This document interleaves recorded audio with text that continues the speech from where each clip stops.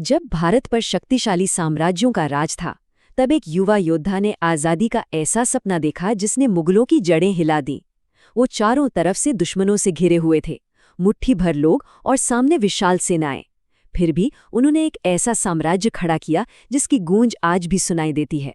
आइए इस ऐतिहासिक गाथा में गहराई से उतरते हैं और महसूस करते हैं उस शौर्य और पराक्रम को जिसने भारत का इतिहास हमेशा के लिए बदल कर रख दिया। जरा 17वीं सदी के उस दौर की कल्पना कीजिए। ये वो वक्त था जब हिंदुस्तान क्रूर साम्राज्यों के पैरों तले कुचला जा रहा था। औरंगजेब और दक्कन के सुल्तानों का खौफ हर तरफ था। मंदिर तोड़े जा रहे थे, भारी कर थोपे जा रहे थे। लोग ये भूल ही चुके थे कि स्वराज यानी अपना राज क्या होता है। सब तरफ बस एक अंधेरा था। लेकिन उस भयंकर गुलामी के बीच किसी ने सोचा भी नहीं था कि एक तूफान जन्म लेने वाला है। और फिर 19 फरवरी 1630 शिवनेरी के किले में एक बालक का जन्म होता है, शिवाजी। माता जीजाबाई ने बचपन से ही उन्हें रामायण और महाभारत के शूरवीरों की कहानियां सुनाई। उन्होंने शिवाजी के मन में स्वाभिमान और हिंदवी स्वराज्य का एक ऐसा बीज बोया जो आगे चलकर एक विशाल वटवृक्ष बनने वाला था। जरा सोचिए, महज 16 साल की उम्र। जब आजकल के युवा अपने भविष्य के सपने बुन रहे होते हैं, तब शिवाजी ने मुट्ठी भर साथियों के साथ तोरणा किले पर विजय का झंडा फहरा दिया था। यह वाकई हैरान कर देने वाला था। तोरणा की वो जीत तो बस एक शुरुआत भर थी। इसके बाद जो हुआ उसने सबको चौंका दिया। पुरंदर, कोंढाणा और चाकण जैसे अभेद्य किले एक के बाद एक उनके अधीन होते गए। सूपा और बारामती पर भी उनका नियंत्रण हो गया। इन ताबड़तोड़ हमलों ने शक्तिशाली बीजापुर सल्तनत की रातों की नींद उड़ा दी। अब ये बात साफ हो चुकी थी कि ये कोई छोटा मोटा विद्रोह नहीं है, बल्कि एक नए साम्राज्य की नींव रखी जा रही है। लेकिन चुनौतियां अब विकराल रूप लेने वाली थी। बीजापुर सल्तनत ने अपने सबसे क्रूर और विशालकाय सेनापति अफजल खान को भेजा। जरा दोनों की तुलना तो कीजिए। एक तरफ अफजल खान, जिसके पास 10,000 खूंखार सैनिकों की भारी भड़कम फौज और बेशुमार दौलत थी, और दूसरी तरफ शिवाजी महाराज का छोटा सा दल। अफजल खान ने उन्हें उकसाने के लिए बहुत सी ज्यादतियां की, मंदिर तोड़े, लेकिन शिवाजी महाराज जानते थे कि जज्बात से ज्यादा रणनीति काम आती है। उन्होंने अपनी गुरिल्ला युद्ध नीति पर ही भरोसा रखा। महाराज ने सीधे मैदान में लड़ने से साफ इनकार कर दिया। वो अपनी सेना को लेकर जावली के घने जंगलों में चले गए। एक बेहद चतुर चाल चलते हुए उन्होंने अफजल खान के सामने समर्पण करने का नाटक किया और उसे प्रतापगढ़ किले की तलहटी में मिलने के लिए बुला लिया। लेकिन महाराज बहुत अच्छी तरह जानते थे कि इस मुलाकात का असली मकसद क्या है, इसलिए उन्होंने पूरी तैयारी की। कपड़ों के नीचे लोहे का कवच, सिर पर लोहे की टोपी और हाथों में छिपाए बाघ नख और बिछुआ। ये एक ऐसा जाल था जिसमें अब शिकार खुद फंसने आ रहा था। और फिर वो ऐतिहासिक पल आया। 7 फुट ऊंचे अफजल खान ने मुस्कुराते हुए शिवाजी महाराज को गले लगाया और अचानक अपनी कटार से उन पर वार कर दिया। लेकिन वो लोहे का कवच ढाल बन गया। पलक झपकते ही महाराज ने अपने बाघ नख से उस विशाल सेनापति का पेट चीर दिया। दर्द से तड़पता हुआ अफजल खान चीख पड़ा, धोखा धोखा, उसने मुझ पर हमला किया है। उसी वक्त जंगलों में छिपे मराठा सैनिकों ने धावा बोल दिया और बीजापुर की पूरी सेना को घुटनों पर ला दिया। क्या गजब की रणनीति थी! लेकिन एक बहुत बड़े खतरे ने फिर से दस्तक दी। इस करारी हार से बौखलाई बीजापुर सल्तनत ने सिद्दी जौहर के नेतृत्व में 40,000 सैनिकों की एक विशाल फौज भेज दी। उन्होंने पन्हाला किले को चारों तरफ से घेर लिया। 1 दिन 2 दिन नहीं, पूरे 5 महीने तक ये घेराबंदी चली। किले से बाहर निकलने का कोई रास्ता नहीं था। जरा सोचिए उस स्थिति के बारे में। क्या होता है जब महज कुछ 100 मराठों को 40,000 दुश्मनों की फौज घेर ले। ये एक ऐसी परीक्षा थी जिसने स्वराज के सपने को दांव पर लगा दिया था। किले से निकलने के लिए एक ऐसी योजना बनी जिसे सुनकर आज भी रोंगटे खड़े हो जाते हैं। रात के अंधेरे में 2 पालकियां तैयार की गईं। पहली पालकी में बैठे शिवा काशीद। पेशे से वो एक नाई थे, लेकिन उनकी शक्ल काफी हद तक महाराज से मिलती थी। जब दुश्मनों ने उस पालकी को पकड़ा तो उन्हें लगा कि उन्होंने शिवाजी को पकड़ लिया है। लेकिन जब सिद्धि जौहर के सामने सच्चाई खुली और उसने शिवा काशीद से पूछा कि क्या उसे मौत से डर नहीं लगता, तो शिवा का जवाब था, अगर स्वराज के लिए एक शिवा मरेगा तो हजारों शिवा पैदा होंगे। उनका ये बलिदान कभी भुलाया नहीं जा सकता, क्योंकि इसी की बदौलत असली महाराजा को वहां से निकलने का रास्ता मिल गया। दूसरी पालकी से महाराज और उनके 300 वीर साथी विशालगढ़ की ओर तेजी से बढ़ रहे थे, लेकिन दुश्मन उनके पीछे पीछे आ ही पहुंचे। ऐसे वक्त में सेनापति बाजी प्रभु देशपांडे चट्टान की तरह खड़े हो गए। उन्होंने कहा, जब तक आप सुरक्षित नहीं पहुंचते, मैं अपने प्राण नहीं त्यागूंगा। स्वराज्य को आपकी जरूरत है। पवनखिंड के उस संकरे रास्ते पर उन 300 मराठों ने हजारों दुश्मनों की फौज को तब तक रोके रखा जब तक कि विशालगढ़ से तोप की आवाज ने महाराज की सुरक्षित पहुंचने का संदेश नहीं दे दिया। बाजी प्रभु ने अपने प्राणों की आहुति दे दी और वो धरती हमेशा के लिए पावन हो गई। पर शायद मुगलों का सबसे खौफनाक प्रहार तो अभी बाकी था। क्रूर मुगल बादशाह औरंगजेब ने मराठा शक्ति को पूरी तरह खत्म करने के लिए अपने मामा शाइस्ता खान को 1.5 लाख, जी हां 1,50,000 सैनिकों की भारी भरकम सेना के साथ दक्कन भेज दिया। शाइस्ता खान ने पुणे पर कब्जा कर लिया और उसी लाल महल में जाकर बैठ गया जहां महाराज का बचपन बीता था। ये मुकाबला पूरी तरह से एक तरफा था। मुगलों के इस विशाल समंदर के सामने उस वक्त कोई बड़ी मराठा फौज नहीं थी। ऐसे में जीत के लिए ताकत की नहीं, बल्कि एक बेहद दुस्साहसिक योजना की जरूरत थी। और वो योजना थी लाल महल पर छापा। 5 अप्रैल 1663 की आधी रात को महाराज ने महज 400 जांबाजों के साथ लाल महल पर एक खौफनाक धावा बोल दिया।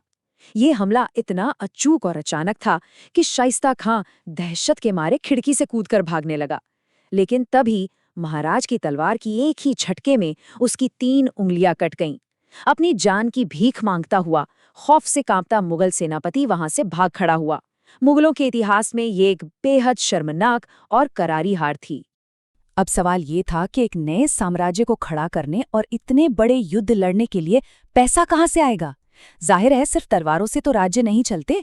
इस बात को समझते हुए महाराजा ने सीधे मुगलों की आर्थिक रीढ़ परवार किया। उन्होंने मुगलों के सबसे अमीर बंदरगाह शहर सूरत पर एक बेहद रणनीतिक छापा मारा। इस एक कदम से मराठों को लगभग 1 करोड़ रुपए की अपार संपत्ति मिली। इसने स्वराज्य की आर्थिक नींव को इतना मजबूत कर दिया कि अब उसे हिलाना लगभग नामुमकिन था। लेकिन जैसा कि हम जानते हैं, इतिहास में जीत का रास्ता कभी सीधा नहीं होता। औरंगजेब ने इस बार अपने सबसे चतुर और अनुभवी सेनापति मिर्जा राजा जयसिंह को भेजा। जयसिंह ने पुरंदर के किले की घेराबंदी कर ली और आसपास के गांवों में तबाही मचाना शुरू कर दिया ताकि मराठे रसद के बिना भूखों मर जाएं। ऐसे वक्त में अपनी आम जनता को इस तबाही से बचाने के लिए महाराज को एक बेहद कड़वा घूंट पीना पड़ा। पुरंदर की संधि के तहत उन्हें अपने 35 में से 23 सबसे अहम किले मुगलों को सौंपने पड़े।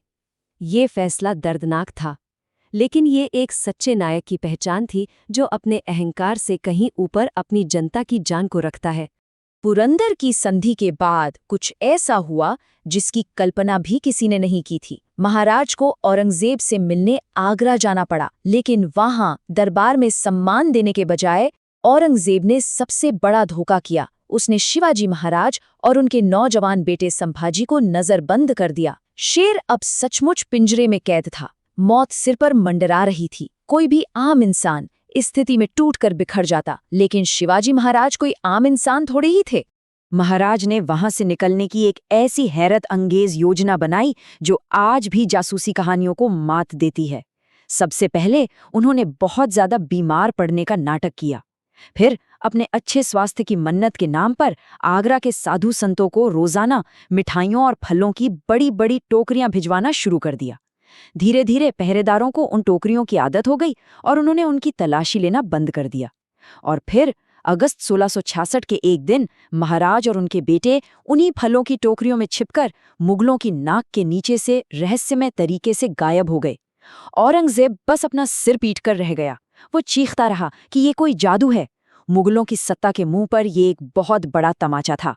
दक्कन वापस लौटते ही महाराज ने एक आंधी की तरह अपने खोए हुए किलों को मुगलों से वापस छीनना शुरू कर दिया। लेकिन इस आज़ादी की कीमत बहुत भारी थी। कोंडाणा किले को फतेह करने की जिम्मेदारी महाराज के सबसे अजीज दोस्त तानाजी मालुसरे ने उठाई। उन्होंने इसके लिए अपने खुद के बेटे की शादी तक टाल दी। एक बेहद खूनी और भयंकर जंग के बाद किला तो जीत लिया गया, लेकिन तानाजी वीरगति को प्राप्त हुए। जब महाराज को ये खबर मिली तो उनके मुंह से एक बेहद मार्मिक पंक्ति निकली, गढ़ आला पण सिंह गेला। यानी किला तो हाथ आ गया, लेकिन हमारा शेर चला गया। उसी दिन से उस किले का नाम सिंहगढ़ रखा गया। शिवाजी महाराज सिर्फ मैदान जंग के ही सिकंदर नहीं थे, बल्कि उनका चरित्र भी हिमालय से ऊंचा था। एक वाकया है, जब उनके एक सेनापति ने कल्याण के सूबेदार की बेहद खूबसूरत बहू को युद्ध की लूट समझकर महाराज के सामने पेश किया, तो महाराज ने उस महिला को छुआ तक नहीं, बल्कि उन्होंने सम्मान के साथ कहा, काश मेरी माँ भी इतनी ही सुंदर होती, और फिर उस महिला को पूरे आदर और ढेरों उपहारों के साथ वापस भिजवा दिया। उन्होंने अपनी सेना के लिए ये कड़ा नियम बना रखा था कि किसी भी युद्ध में महिलाओं का अपमान हरगिज बर्दाश्त नहीं किया जाएगा। दशकों के संघर्ष, बेहिसाब बलिदानों और असंभव सी लगने वाली चुनौतियों को पार करने के बाद आखिरकार वो सुनहरा दिन आ ही गया। 6 जून 1674 रायगढ़ के दुर्ग में 50,000 से ज्यादा लोगों की मौजूदगी में महाराज का राज्याभिषेक हुआ और उन्हें छत्रपति की उपाधि से नवाजा गया। ये कोई मामूली रस्म नहीं थी। सदियों की गुलामी और अत्याचार सहने के बाद आखिरकार हिंदवी स्वराज्य का सपना जमीन पर उतर आया था। ये पल इतिहास के पन्नों में स्वर्ण अक्षरों में दर्ज हो गया। छत्रपति बनने के बाद उनका शासन करने का तरीका उस दौर से कहीं आगे का था। उन्होंने एक बहुत ही कुशल अष्टप्रधान यानी 8 मंत्रियों की परिषद बनाई। राज्य का खजाना भरने के लिए चौथ और सरदेशमुखी जैसी कर प्रणालियां लागू की, वो भी बिना आम जनता को परेशान किए। और सबसे बड़ी बात, उन्होंने समुद्र की अहमियत को समझा। उन्होंने एक ऐसी तेज और खतरनाक नौसेना खड़ी कर दी जिसे देखकर ब्रिटिश और पुर्तगाली जैसी ताकतवर यूरोपीय सेनाएं भी खौफ खाती थीं। इसीलिए तो उन्हें भारतीय नौसेना का जनक कहा जाता है। उनकी सोच और दूरदृष्टि ने उन्हें महज एक योद्धा से एक महान राष्ट्र निर्माता बना दिया। उन्होंने अपनी संस्कृति की पूरी तरह रक्षा की, लेकिन साथ ही अपने राज्य में हर धर्म और आस्था के लोगों को बराबर सुरक्षा और सम्मान दिया। उन्होंने व्यापार के रास्ते सुरक्षित किए और एक ऐसा मजबूत प्रशासनिक ढांचा खड़ा किया जिसके दम पर आगे चलकर पेशवाओं ने मराठा साम्राज्य का भगवा झंडा पूरे भारतवर्ष में फहराया। इतिहास के पन्नों में बहुत से साम्राज्य आए और मिट गए, लेकिन छत्रपति शिवाजी महाराज की गाथा कभी पुरानी नहीं होती। उन्होंने सिर्फ किलों को ही नहीं जीता, बल्कि उन लाखों करोड़ों लोगों के दिलों में आज़ादी की लौ जलाई जो मुगलों के खौफ में जीना सीख चुके थे।